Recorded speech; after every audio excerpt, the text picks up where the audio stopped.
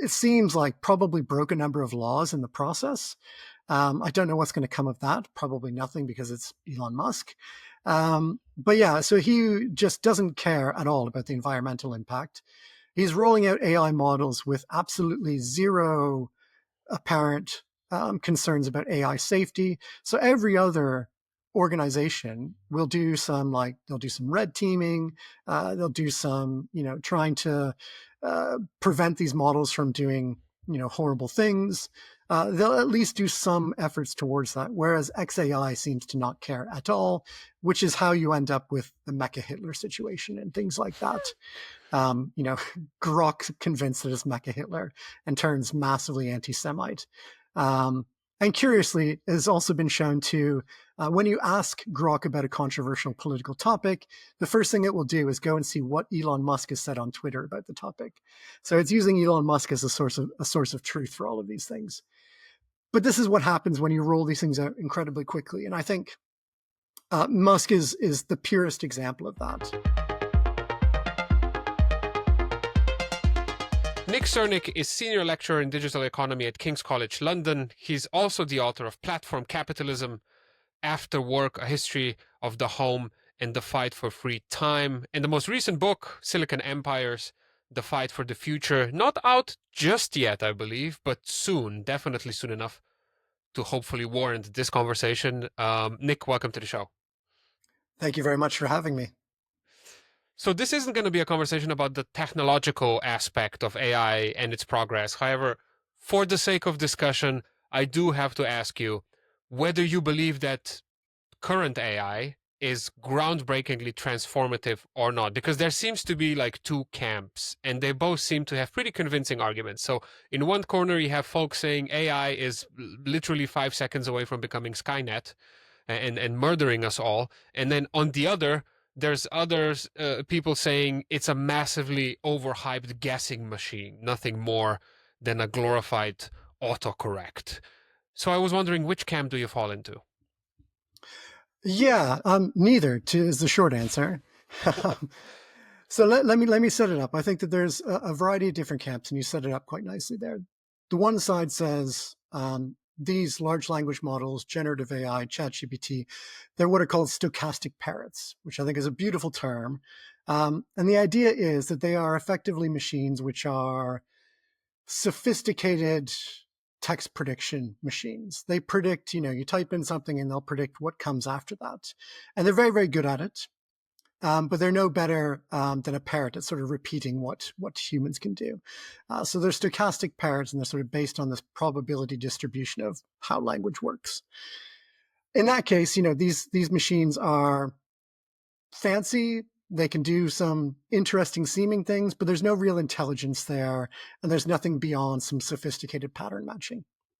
On the other hand, you have people, and there's a lot of people within the sort of advanced AI labs who will say, this is the foundation for artificial general intelligence, and then something like artificial superintelligence, an AI which is better than humans at every conceivable sort of task that we could imagine. And neither of these, I think, really get at what they actually do, these machines. I don't think that these large language models are the foundation for artificial superintelligence. They might be part of something like that, and I think something like artificial superintelligence is at least theoretically possible, but these are not sufficient to get us there. On the other hand, the stochastic parrot critique, I think, misses that things are evolving.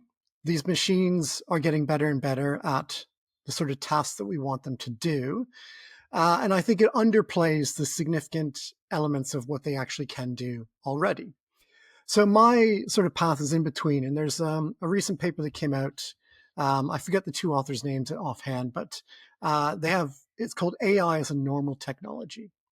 And here AI is a sort of transformative technology akin to something like the steam engine or electricity or general purpose computing.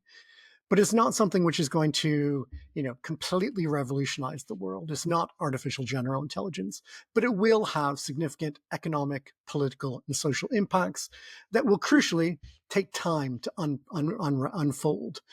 So it's not something which is going to happen, as you might hear from AI research labs. It's not going to happen over the next year or two. It might take a decade or 2 decades for this stuff to unpack. I just have to ask this. Have you seen the infamous recent interview with Peter Thiel, Palantir's founder, that he gave to New York Times? I mean, it's hard to watch it because the guy just sucks any sort of charisma out of the room instantly. I couldn't watch the whole thing. It was provoking my acid reflux. But I definitely saw the part where he was asked, this is all over TikTok now, where he was asked by the journalist whether he thinks the human race should survive. And Peter Thiel totally did not say yes before he proceeded to babble on about the Antichrist and God knows what else. It was really odd.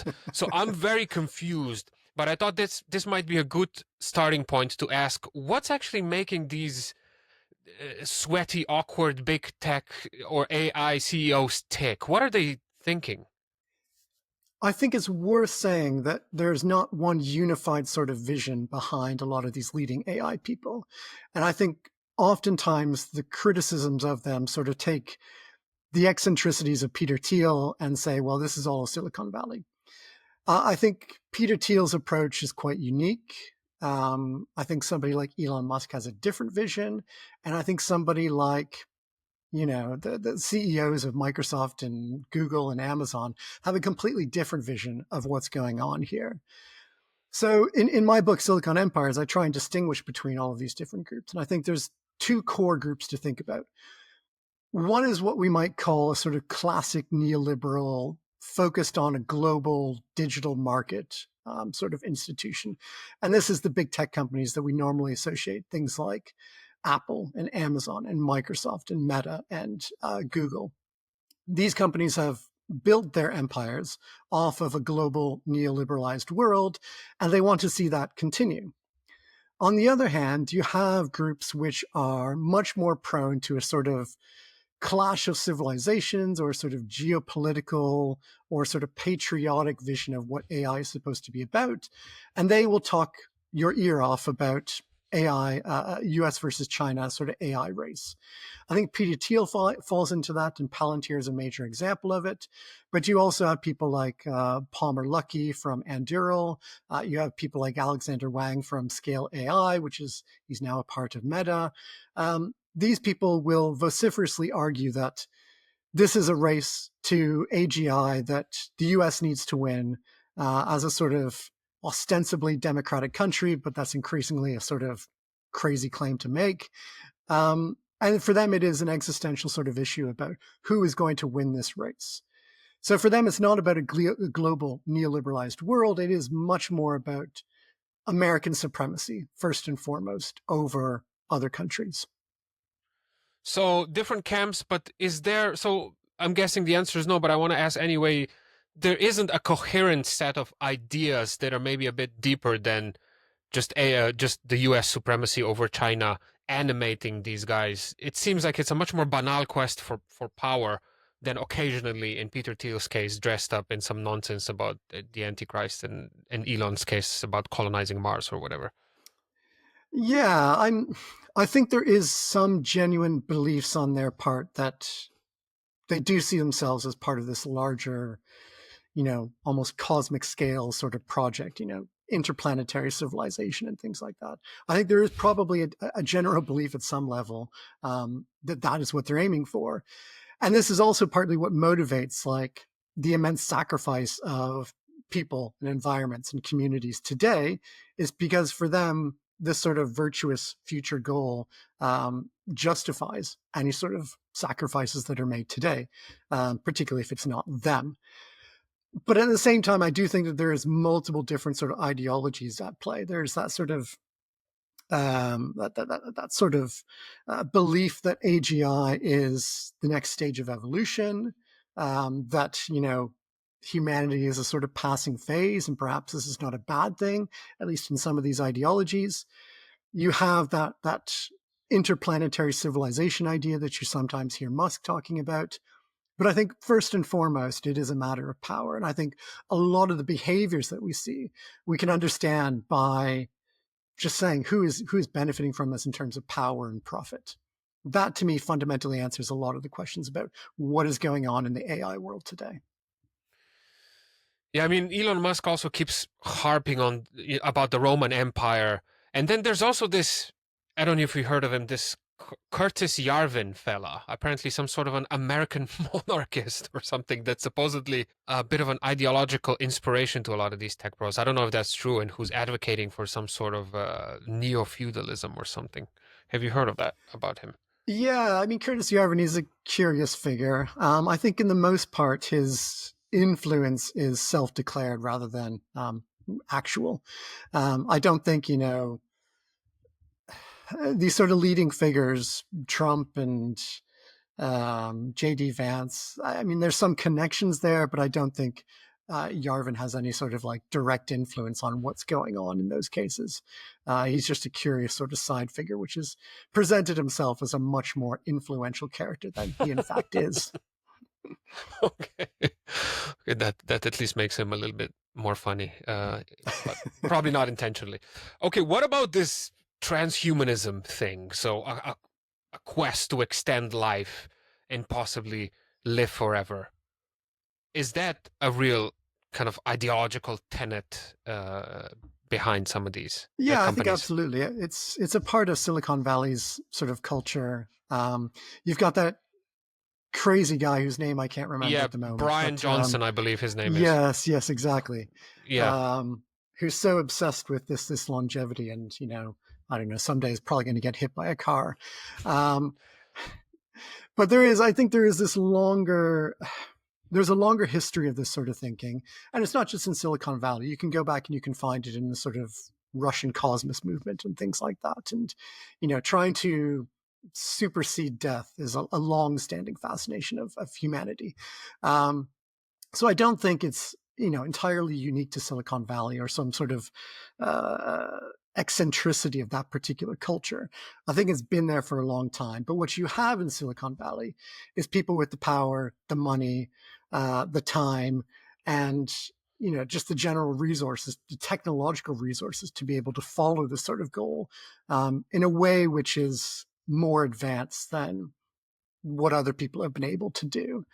So I think these people are following along a long sort of philosophical and ideological history of these things, but just taking it in a much more impactful way than what we've seen for most of history.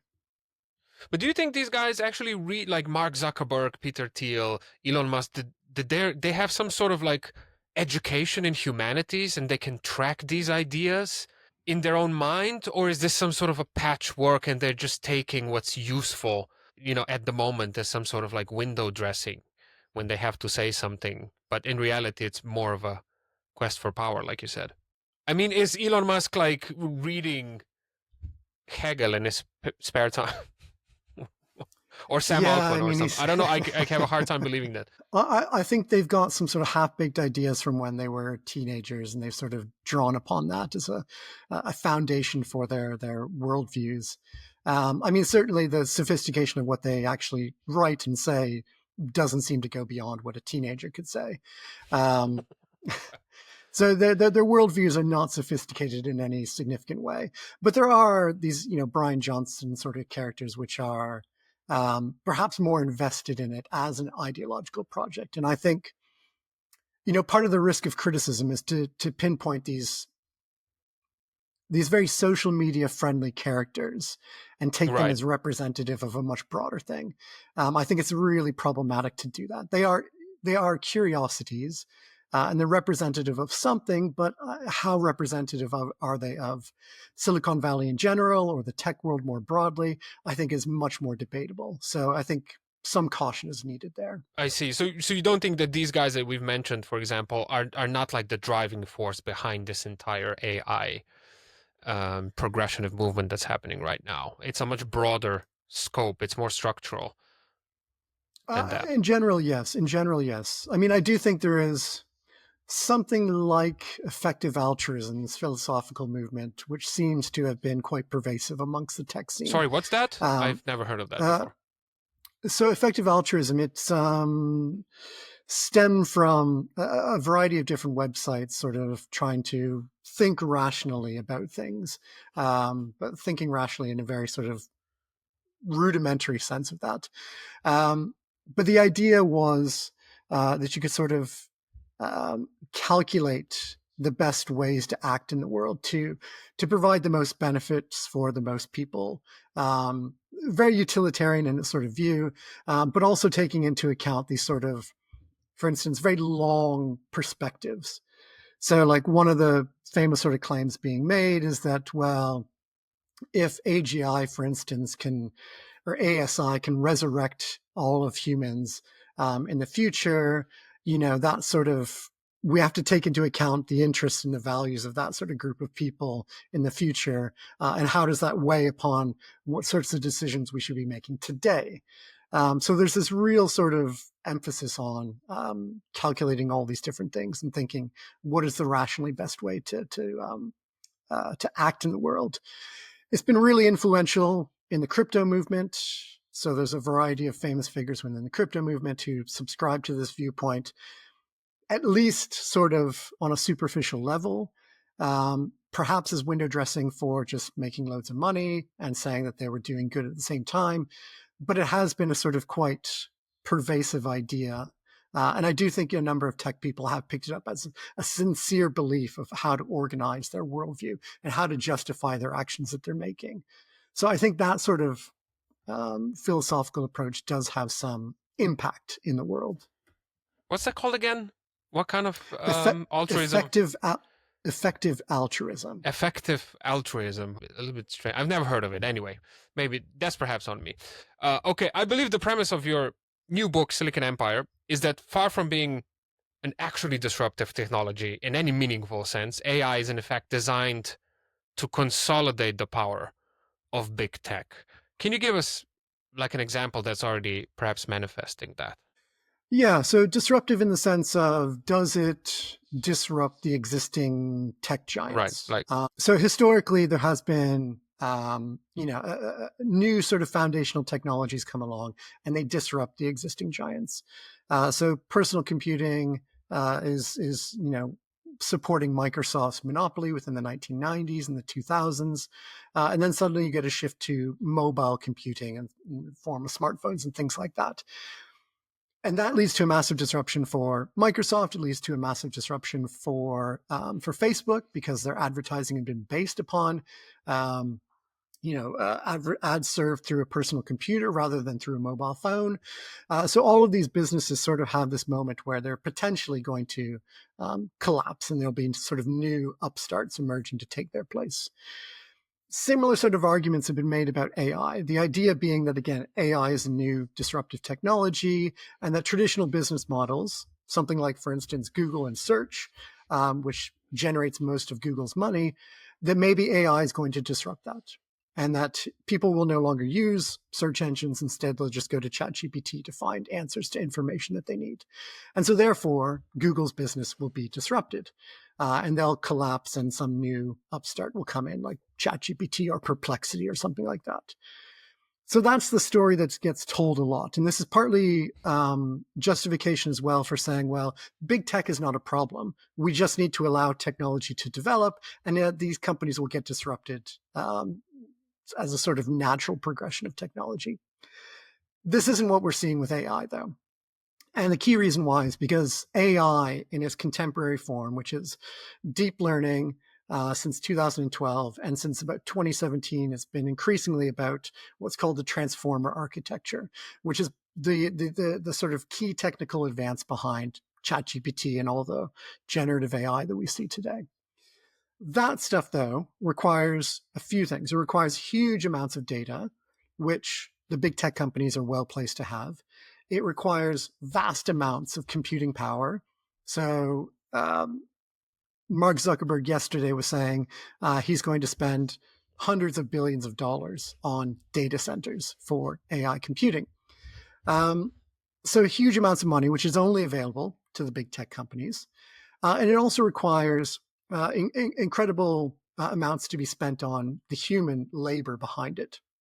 Now, this ranges from paying data labelers and content moderators and paying people to provide feedback on AI, which is usually done very cheaply and spread around the world into really low-wage countries. But it also requires, as we've seen in the past few weeks, huge amounts of money to be spent on AI engineers. So one of the big stories in the past few weeks in AI is that Mark Zuckerberg has been personally approaching people from OpenAI, people from Anthropic, people from Google DeepMind, and saying, I will give you $100 million signing bonus. Just astonishing amounts of money. We're talking like sports superstars level of money in order to move them to Meta, to Facebook. So all of this, again, requires money that's only available to big tech companies. It's not even really available to OpenAI, to Anthropic, to all these sort of startup AI companies which have been so successful. They don't have that access to that much capital. They would love to have it, but they don't have hundreds of billions of dollars to be throwing around. They have to go and rely upon other companies in order to do that sort of thing for them. So this is why AI is dependent on big tech. It's not disrupting their position at all. It's consolidating their position of centrality within this ecosystem. And so my book ends up talking about, well, they're consolidating this power. How are they then reaching out to expand their power as well? By the way, what is the AI-propelled future that these companies are advertising? I mean, what is AI going to help us do? Because it's hard to find that really clearly articulated anywhere. Yeah, it partly depends on who you end up talking to. So if you talk to a company like Facebook, and based on social media, based on sort of personal connections, the answer for them is that AI will provide people with companionship. Zuckerberg has said this, that there's a loneliness epidemic, which is true, partly fostered by social media, and that AI companions will be the answer to this loneliness epidemic. So it fits in with his business model. To investors, he'll also say, we'll provide better advertising tools and we'll provide more personalized advertising for people. And so therefore investors are saying, yeah, Facebook's going to make more money. So it's great for us. So that's the sort of vision that they have. If you talk to somebody like Sam Altman from OpenAI, who is, regardless of whether or not he believes it, the very function of seeking out venture capital requires that you hype up your business as much as possible. So for him, AI is all about these sort of utopian futures where we have massive abundance and we're simply distributing out this absolute abundance to everybody. It's the end of scarcity. The only questions then are questions of distribution and not questions of production or anything like that. So it is a completely fantastical vision, and it brings along a lot of people. And by all accounts, Sam Altman is a very charismatic and convincing person to investors, and therefore he can raise, tens of billions of dollars quite easily. So the story depends on sort of the economic position of a company. If you're social media, it's one thing. If you're seeking after venture capital, it's another thing. If you're organizing the world's knowledge like Google, it's a completely different sort of thing. But again, the answer, I think, comes down a lot to what is the economic rationale? The ideology sort of springs from that rather than ideology determining the behaviors. Seems that the word charisma has lost all meaning, because when I watch Sam Altman, I definitely do not see a charismatic man, but to each their own. By the way, you mentioned that Zuckerberg said that, we're all going to have 5 virtual AI friends. And to me, that just, my translation to that is that these guys are just trying to obliterate any sense of community, probably because they never had one. But so this is not something that should be said out loud. And yet they are saying this stuff out loud. And it's always something more horrifying than the last thing that they said. I think it really speaks to the sort of insularity of their position. The fact that they say this stuff and they think, oh, this will be great. And then everybody else sort of recoils in horror, like, no, that's not okay. Yeah, it shows a lot. It reveals a lot about them, I think. So I believe it's a well-established fact that the productivity of workers globally has increased exponentially over the last 50 years, and yet the wages have remained stagnant while the costs are obviously rising. Do you expect that AI will further deepen this divide? Most likely, yes. I would say productivity hasn't actually increased that much. And I think one of the core economic problems for the global economy is precisely that, this sort of surge of productivity growth that we saw in the frontier countries from 1920s till about the 1970s. That productivity growth has been dwindling since then. So we still see productivity growth, but not anywhere near the extent that we saw for this brief period in the 20th century.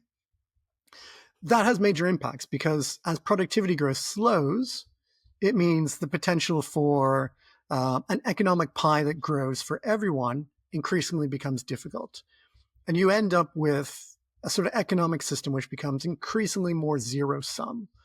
And so this is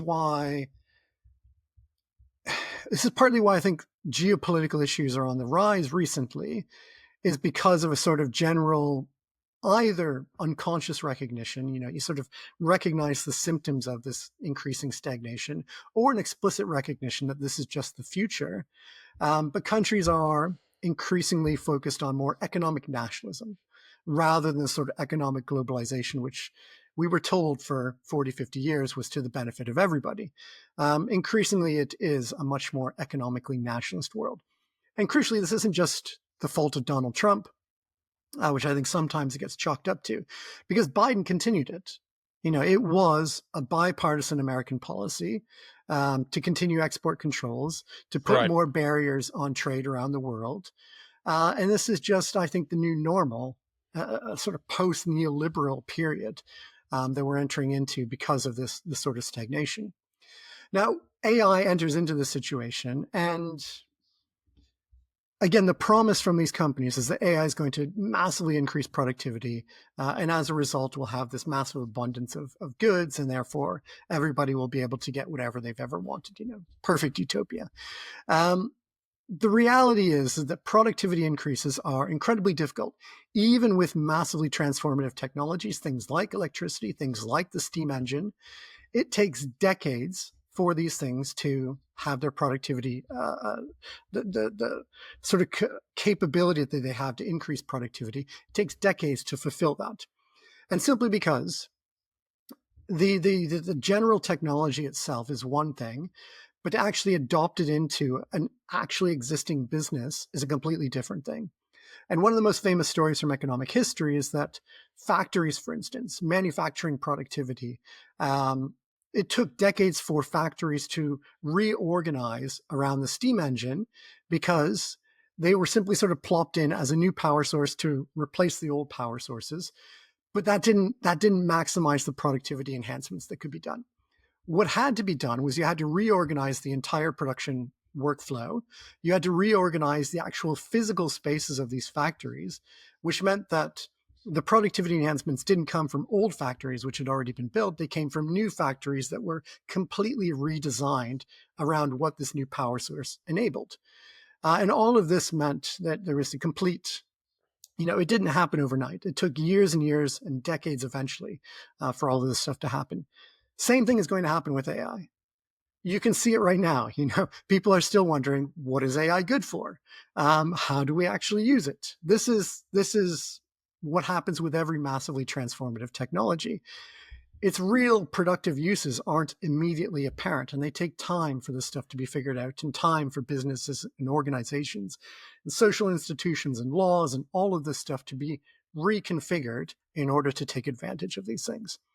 So yeah, productivity may increase, but it's not going to be a sudden increase. It'll be something that takes years and decades to unfold. But what do you think that's going to do to the labor market and to jobs? Because some of these AI CEOs themselves have said recently, hey, in 2 years, I think 30% of the jobs are just going to be gone. And I was just watching an interview with Jeffrey Hinton, one of the godfathers of AI, and he said, yeah, you better become a plumber now because you're probably going to be unemployed in 18 months or something. So these are pretty startling predictions. I think there will be significant changes to the labor market. I think a number of jobs will massively change. But again, it's not going to happen that quickly unless there's some major technical advance that nobody really foresees at the present moment.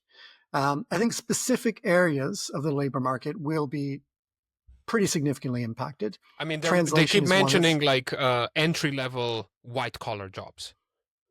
Yeah, it's a curious one because there is ways in which AI can sort of take some of this work and do some of this work, but it requires more checking by senior people than it does to to oversee an entry level person, and it also completely disrupts this sort of progression that's built up in organizations. That you come in a junior role, you learn not just that particular, the tasks involved in that job, but you learn how the entire organization works.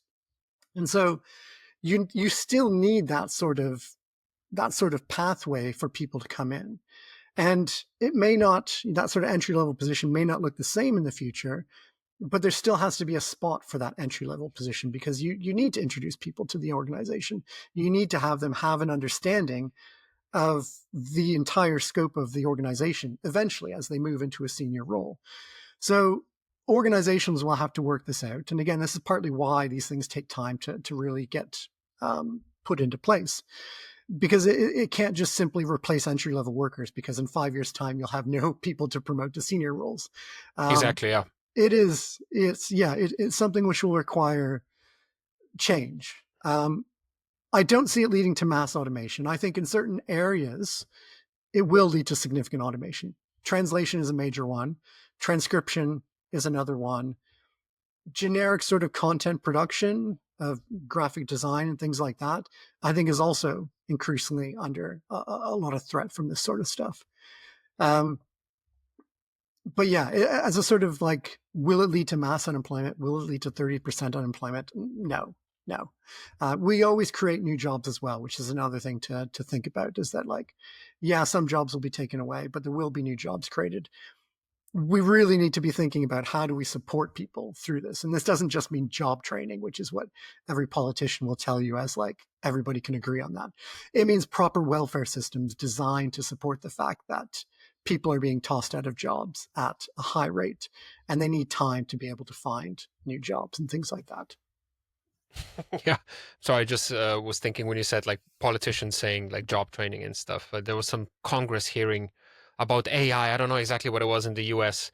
I've seen a video of it, and the congresswoman that was talking about it kept referring to AI as A1.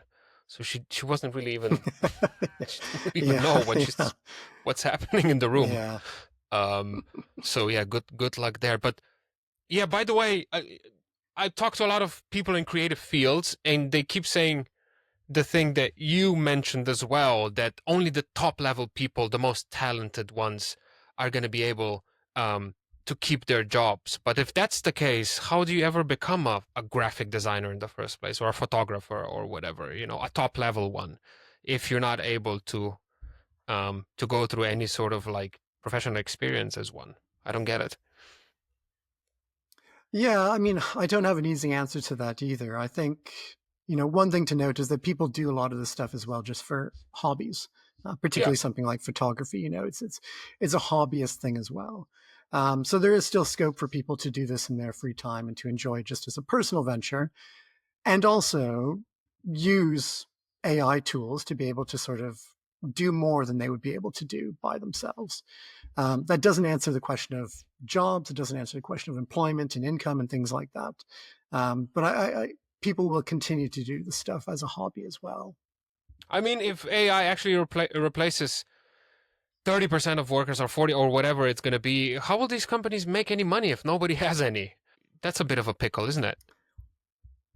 Yeah. I mean, you don't believe that's going to happen, but they keep coming out with these sort of dramatic predictions. I think it's why a lot of them end up pushing for something like a universal basic income as a response. So universal basic income, give everybody a certain amount of money every single month, no questions asked. And this then provides the sort of lubricant for the economy. People go out and they consume. They have enough money to survive. They keep the economy ticking over. It's a simple solution, at least sort of on a superficial level, but I think it underestimates, I think, a lot of the power issues involved. And I think it underestimates sort of the different elements that are needed to keep people surviving, basically. Can you talk more about you said that they underestimate the power issues underneath. Can you talk more about that? Yeah. So the basic idea, if you believe that most of the labor force is going to be automated away, so let's say 30% to, some predictions are up to like 100% eventually. What does this effectively mean? You've got a load of people who are living off a UBI, which is provided by a government, and you've got a handful of people who control these AI companies and are gaining all the resources and power and the wealth. And the redistribution of a UBI comes from those people in power. But those people in power ultimately don't need the rest of the world. And they certainly don't need 6 or 7 or 8 billion of us, basically surviving off of their charity. So that's where the power issue sort of comes in. If you really if you really believe these sort of mass unemployment hypotheses, it does become an issue of loads of people who are surplus to the economy surviving off of the charity of a handful of people. And that's not a sustainable situation. You might have, if you're lucky, some benevolent trillionaire who is deciding to do this, and then they pass away, and it turns out their child is much worse and decides that, no, actually, I don't care about these people. It's not sustainable in the long term. So there's these sorts of power issues, even at a much sort of less radical level. UBI, it's like pensions, for instance. So every single year, in workplaces or at a national level, there's political debates about how much do we increase the pensions by at a nominal level, because inflation has gone up. And if you don't change those pension levels, it means the real value of the pensions has gone down. So you have to increase it in line with inflation every year, at least. Otherwise, the value is going away.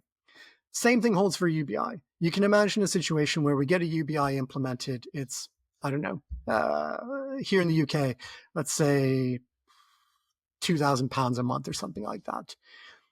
Great, wonderful for this year, but inflation will quickly eat that away. I mean, good luck with that in London. Yeah.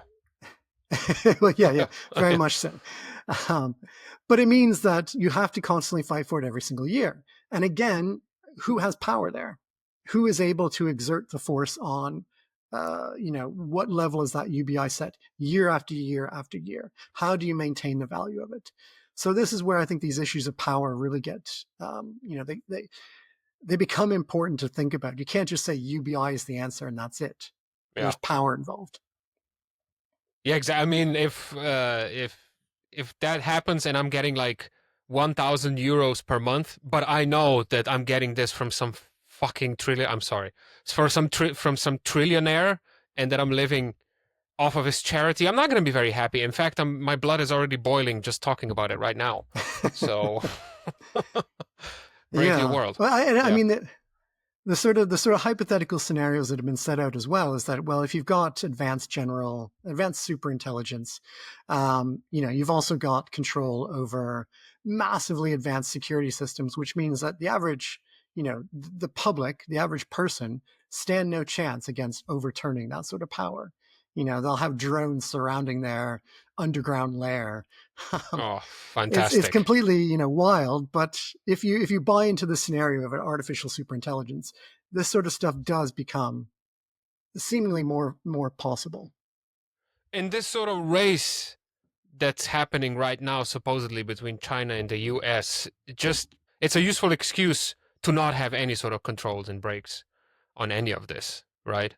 Because if we say, let's implement some controls on the development of generative AI, these guys can immediately say, oh, what of China? We can't lose to China, and vice versa, right? Mm-hmm, mm-hmm.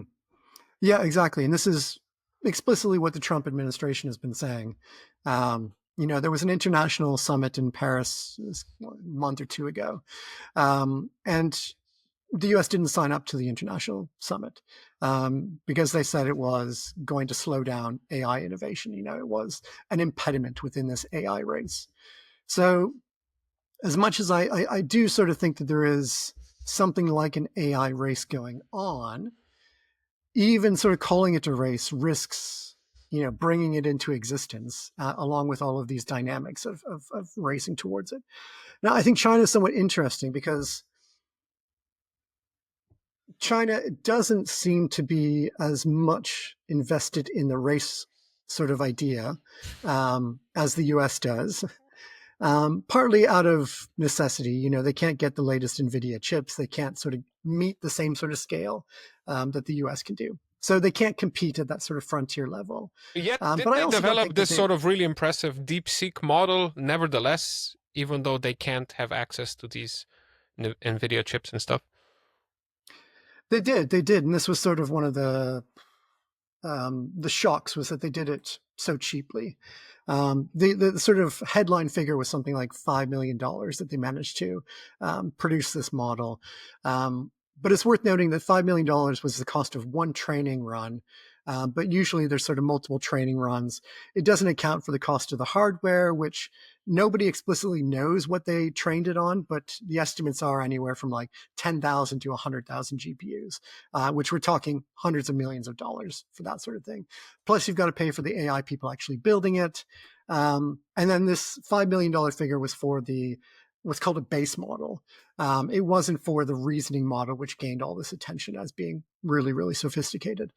So again, it was cheap, we know that, and it was very, very good, better than a lot of people thought that China could do, but it wasn't that cheap. And it did. They basically relied upon a lot of NVIDIA GPUs that they sort of got before all these export controls were put in place. Sorry, but I rudely interrupted you when you were you were in the middle of explaining how China is not as invested as the US. Please go on. Yeah, so it's hard to find all that many examples of sort of the AI race discourse in China. They're also not nearly as concerned about things like AGI, ASI. There's just, the rhetoric isn't about that sort of thing. Partly it is a cultural difference. I think Silicon Valley is very invested in this idea. And the number of sort of Chinese investors who are invested in the same idea just aren't as many. There are some, and DeepSeek is sort of part of that, but there's not nearly as many. The other side is that I think China is much more interested in not in innovating at the very edges of AI, which is an extremely expensive and difficult thing to do. They're more interested in how do we actually take this AI and apply it to all these different industries.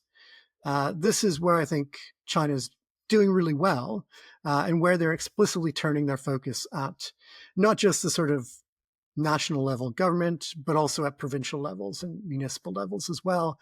You see loads of projects to say, we want to support businesses adopting AI, experimenting with AI, learning how to adapt it. So that sort of diffusion process, which again normally takes years and decades to do, that they can sort of speed run through that and try and integrate AI into their economy as quickly as possible. So I think they are sort of running a race, but it's a very different race than what the US is going for. It's a race where they're running off in different directions effectively. Okay, so it's not like the Cold War and like the space race and all that stuff. It's a bit different. I mean, on some sort of level, there is, there's concerns about geopolitical power. There's concerns about military power and economic power. But the pathway to get there is quite different for both of these countries. By the way, you said it yourself that a lot of these AI companies are building loads of these data centers, like it's nobody's business. And these have a massive environmental impact. Are these companies addressing any of this? So Elon Musk is probably the worst of this because he is, I mean, it's the worst of many things, but he's the worst of this as well. I was thinking the same thing. Yeah. Not the best fella out there. I mean, yeah. So in order for his company XAI to catch up to OpenAI and Google and Anthropic, basically rapidly rolled out a massive, massive data center. At the time, it was the biggest data center in the world. Rolled out this massive data center. But the issue was, of course, how do you get power that quickly? Because power takes time. These data centers can't rely on solar power because you need to be able to have it 24/7. Oh, You need to do a I didn't training know run. that. Yeah, you can't. That's interesting. Yeah, you can't have a training run that's interrupted constantly every night. So you need that sort of continuous power. You need massive amounts of power. So let me give an example. So Facebook, Zuckerberg yesterday said they're planning a 5 gigawatt power data center. The average nuclear power plant produces about 1 gigawatt. So we're talking 5 nuclear power plants worth of And energy going that's towards crazy. one data center. It's insane. So you've got this, and Musk, what he effectively did was just rolled this thing out as quickly as possible. And in order to get sufficient energy, just rolled out a bunch of extremely polluting energy sources. And it seems like probably broke a number of laws in the process. I don't know what's going to come of that. Probably nothing because it's Elon Musk. But yeah, so he just doesn't care at all about the environmental impact. He's rolling out AI models with absolutely zero apparent concerns about AI safety. So every other organization will do some, like, they'll do some red teaming. They'll do some, trying to prevent these models from doing, horrible things. They'll at least do some efforts towards that, whereas XAI seems to not care at all, which is how you end up with the Mecha Hitler situation and things like that. Grok convinced that it's Mecha Hitler and turns massively anti-Semite. And curiously, it has also been shown to, when you ask Grok about a controversial political topic, the first thing it will do is go and see what Elon Musk has said on Twitter about the topic. So it's using Elon Musk as a source of truth for all of these things. But this is what happens when you roll these things out incredibly quickly. And I think Musk is the purest example of that. Other companies are rolling it out really, really quickly to the point where they've had to break their net zero targets. They said they were going to have net zero, I think, usually by 2030. And they basically said, we can't do that anymore. On the good side, they are largely looking at renewable energy sources in order to get their energy, or if not renewable, not carbon intensive stuff, things like nuclear and stuff like that. So they are trying to roll out energy sources which are much cleaner than what Elon Musk has done. And in China, there's a mandate that they have to be relying upon relatively green sources of energy, that you can't just rely upon coal or something like that. So there is, on the plus side, the AI boom means that there is a wave of investment in clean energy that just wasn't going to happen otherwise. And in my sort of like biggest hopes for the future is that if we have a system where the AI bubble collapses, the data centers go down, but all those renewable energy sources that we've built up to power them continue on. And actually, we end up in a much better energy situation in 5 years' time than we ever thought was possible. Capitalism rolling out green energy, not to combat climate change, but to build better AI. But in the end, maybe it'll help with climate change. That's my hope. Fingers crossed. These companies are they're trying to meet their climate goals. And I think there is, from Google and Microsoft in particular, there is a real desire to meet those sorts of goals, whether that's because of corporate pressure, investor stakeholder pressure, or just a general, recognition that climate change is a serious issue that needs to be tackled. But at the same time, they're also compelled by capitalist competition to roll out data centers as quickly as possible. And relying on the 10-year timeline for a new nuclear energy source to come on board isn't possible. They can't rely upon wind power and solar power to do all this stuff either. It can be a part of the answer, but not the complete answer. So they will have to rely upon dirty energy, and they recognize that. I think they are somewhat tied. But again, it's that competition aspect, that AI race aspect, which is really driving this. Yeah, ironic that Elon Musk is the worst when it comes to these sort of AI guardrails, when he was one of those 100 prominent people signing the letter to stop the development of AI, and he was like, parading with this petition all over the place. But it's not surprising at all because he's just an insufferable I think that was muppet. more a matter of to give him 6 months to catch up. Yeah, of course, yeah, obviously. You just said something that piqued my interest. You said that you're hoping kind of that the AI bubble will burst. Do you think that could potentially happen? Is that a real possibility? As we say back home in Eastern Europe, from your mouth to God's ears.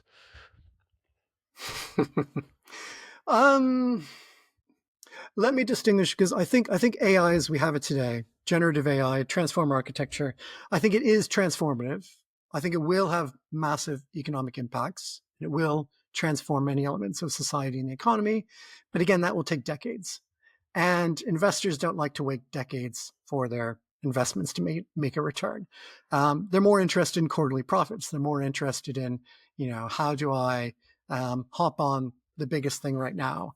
So I think there will be somewhat of an investor reckoning at times. And I think you can see that if you read the sort of quarterly earnings calls from these companies, the questions are always about from the investors. The bottom when line. Do we get our money back? Like what is the bottom line here? And there's a lot of defensive justification from the executives to say that this will pay off. This will pay off. It might not. It might.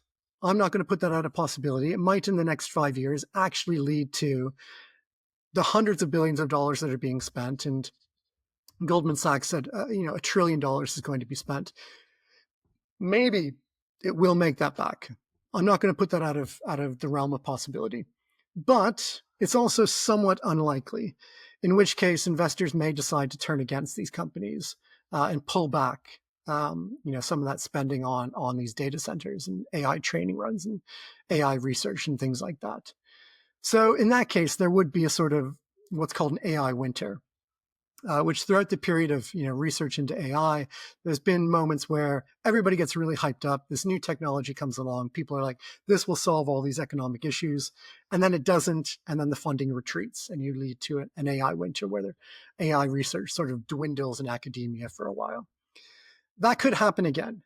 But I don't think it's going to be a sort of permanent thing. I think the nature of AI as a general technology, so speaking of AI from early neural networks onwards, it continues to grow and develop, and eventually some sort of new technique will be created, some new possibility will come about, and even if there's an AI winter, people will be like, okay, this is the new way, and you'll get tens, hundreds of billions of dollars pouring back into the field. So yeah, short term, there could be an AI winter, but long term, I think AI is still economically really impactful. Yeah. Ugh, bad news. I was kind of hoping that it would be like this, the smartphone, that there was this huge boom, but like the last 3 iPhones or whatever, basically the same. The camera is a little bit better, but it's not a completely new transformative machine anymore. And nobody's expecting it to be also. So yeah, I don't know. I guess we'll see. By the way, I also wanted to ask the following. Every single person that I talk to kind of hates AI and wants this development to stop. And yet we're getting a new ChatGPT update every couple of months, which in turn makes us feel even more powerless because we don't want this to happen, to be completely at the mercy of these companies. What is to be done? It's difficult. There's no real way to stop this constant pushing out of new products. It's you can not use it. You can feel free as an individual to not use it, but it's far too embedded in the economy already for that to make much of a difference. If you're not using it, your coworkers and friends and family are probably using it. So I don't think that sort of individual action is going to have much impact on what these companies do. I think, some of the best that we can hope for is strict regulations around the environmental impacts of these things. So mandate that it has to be clean energy that they're using, for instance. Don't do like what Elon Musk did and just fire up a bunch of gas generators to support your hobby. Um, we need laws around, for instance, copyright that are protecting artists and giving them some sort of fair remuneration for these sorts of uses being made of their property. We also need rules around the low-wage workers who are involved in this stuff. So people, typically in a place like Kenya, who are doing a lot of the sort of background work to build these things by providing, for instance, judgments on what is a good AI response and what is a bad AI response, and often getting paid very poorly for it, or who are having to do sort of content moderation for these things to make sure that they're not producing Mecha Hitler and all this nonsense. So those sorts of things, I think, are what we can sort of push for. But again, I don't think that sort of, I'm not using AI is sufficient, and I don't think it's going to have much impact on what these companies That's end up doing. like recycling to fight climate change, I suppose. Yeah, very much so. Coming back to the original villain of this story, Peter Thiel, what are some of the military applications of this stuff? I actually don't know what Palantir is doing, because it always gets me depressed when I start watching these videos. But what are they doing? I do know that they signed some sort of massive contract with the Pentagon or something. Yeah, and a bunch of the AI companies just signed a Department of Defense contract yesterday Oh, for great. $800 Yeah. million, I think, collectively. Yeah, wonderful. Um, so in my book, I recount this quite curious change, because when 2024 started, every major AI company explicitly said, you cannot use our AI for military or harmful purposes. So it was written into their rules, their foundational principles, that you couldn't use their AI for these sorts of purposes. Over the course of the next 12 months, every single one of those companies changed those rules around military use. And all of them started making contracts with the military. Now, I think for the startups, groups like OpenAI and Anthropic, the idea here is that you need money. And the military is a great source of money that is not going to ask a lot of questions about, is this profitable? They'll just ask whether or not it helps us in our killing people Yeah. projects. As for what is actually being used, the actual use cases, I think, are they're somewhat obscured because it is top secret stuff. But we know, for instance, that they're used to analyze satellite imagery.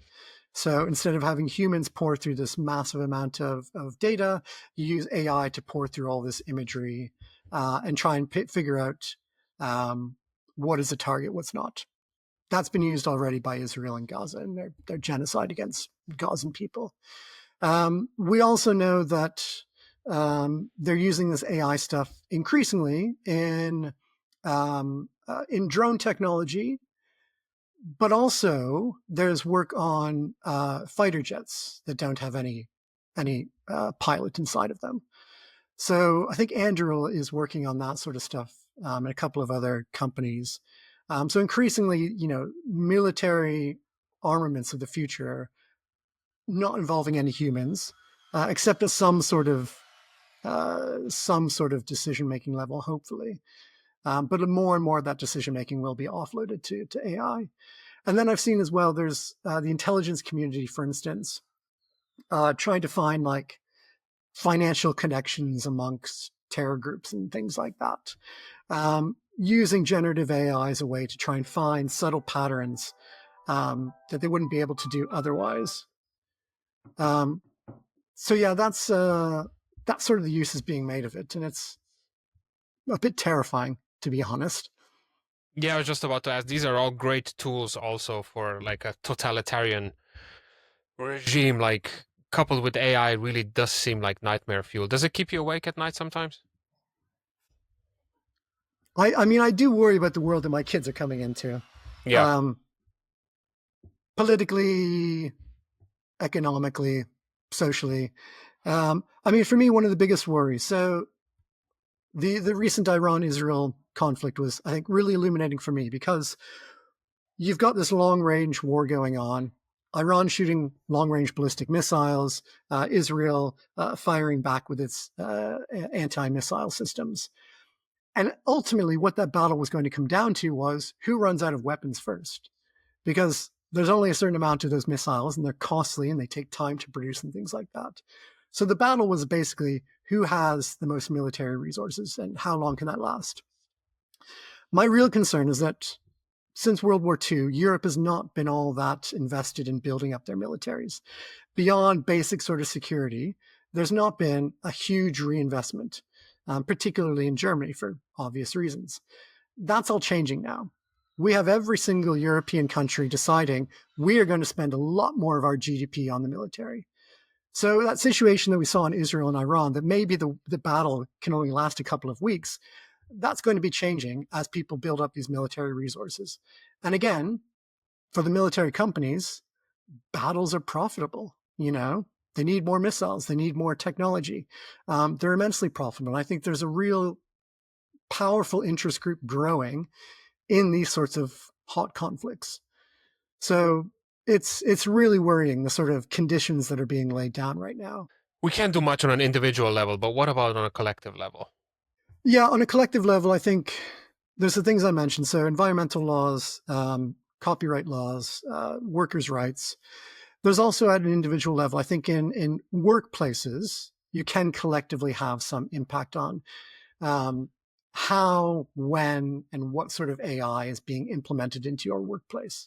That's not going to solve these massive social problems, but it will have impacts in individual workplaces that I think could be very beneficial to workers. That sort of thing I think is quite important.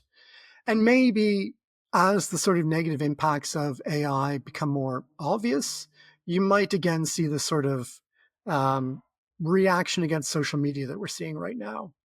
So it's become increasingly obvious that social media has had a load of negative impacts on society, on individuals, on mental health, on physical health. And there's a real movement to sort of push people away from social media. We might see a similar sort of thing happen with AI as its impacts become more obvious to the public. But I don't think the conditions are there for that at the moment right now. Yeah, and even so, despite the fact that there's a push against using social media, people are still using social media all over the place. So, Nick, thank you so much for this conversation. Where and when can people get your book? I think it's available for pre-order right now. We're going to include the link on the I think YouTube so description. as well, yeah. So Silicon Empires, The Fight for the Future of AI, it should be out in October of this year. Should be available via all the usual places online and hopefully in bookstores as well. All right. Thanks again. Thank you so much for listening. Please subscribe to the podcast on YouTube, follow and rate on Spotify and Apple Podcasts, marketing tutorials. Insist, it's really important that I hassle you about that, so I'm doing it. Also, if you'd like to, please support me on Patreon. This is a one-person podcast. I know I say this every time, but I do everything by my little old self. There's no team behind me. It's very, very sad, I know. But you can help by hopping on Patreon and finding the Smart Cookies podcast on there. And then last, but certainly not least, I have to thank my existing patrons. Without you, there would be no Smart Cookies, which makes you the real actual producers of this show. So eternal thanks to Matija Renčel, Dumi Holdis, Andraš Rakušček, Florian Hauer, Peter Karba, Matija Zupančič, Dejan Žulnir, Darej, Rok Tržan, Saša Vipotnik, Neven Cvijanović, Jušpremrov, Nate Sir, Goran Ivašić, Anže Sever, Ole, Marin Ferrara, Aljaš Mahar, Štrole, Ajda, Mancian, Miha Medved, Medinho, Goran, Gordon Lorenzo, Jurečuk, Mila, Carmen, Veronica, and Taichi. Thank you so much. Your support means the world to me.